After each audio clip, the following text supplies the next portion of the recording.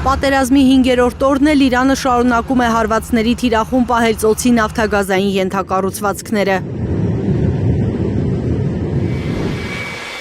Իսլամական հեղափոխության պահապանների կորպուսի ներկայացուցիչը չորեքշաբթի էր հայտարարել, որ իր վերահսկողության տակ է Հորմուզի նեղուցը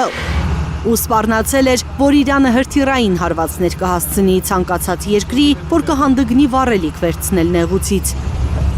Նեղուցի երկու կողմերում տասնյակ տանկերներ և բեռնատար նավեր են կուտակված։ Խաղաղ պայմաններում օրական մոտ 60 նավեր անցնում Հորմուզով։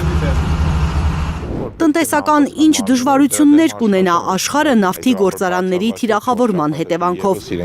Էներգետիկ փորձագետ Արմեն Մանվելյանի համոզմամբ վնասներն ակնհայտ են անգամ հիմա, պատերազմի 5-րդ օրը։ Առաջին հետևանքն է, որ նավթի գները կբարձրանան, ընդհանրապես էներգակիրների նավթի եւ գազի, որովհետեւ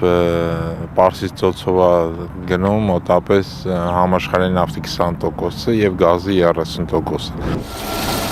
Գնաճի աննախադեպ տեմպ է արձանագրում փորձագետը, վերջին 1.5 տարում առաջին անգամ նավթի գինը հատել է $80 շեմը։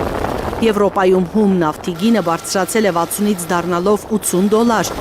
45-ից 50%-ով աճել է հեղուկ գազի գինը։ Սա բերում է էներգակիրների թանկացմանը ու հասկանալ է առաջին հերթին հարվածում են երկրները, որոնք դրա հիմնական ներմուծողներն են։ Դա Եվրամիությունն է, դա Չինաստանն է, դա ասիական երկրներն են,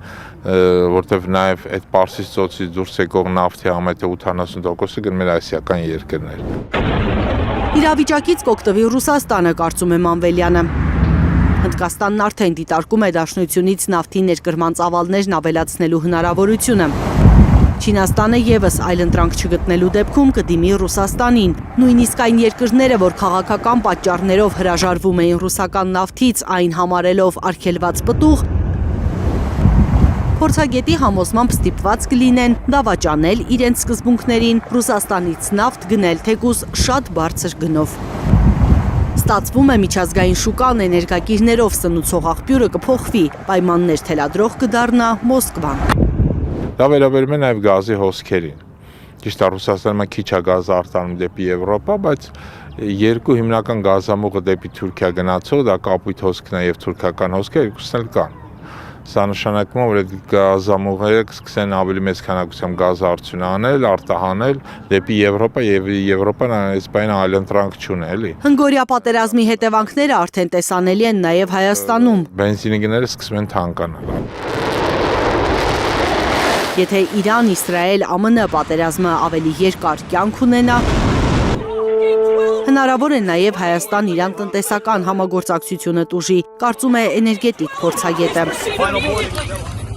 Այսպես կոչված գազ էլեկտրաէներգիայի դիմաց բարտերային պայմանավորվածությունը կարող է չեղարկվել, եթե հարված ստանա իրանական գազամուղը։ Լիլիթ Խալաթյան, Արաքել Օհանյան, Անի Ղանդիլյան, Հայլուր։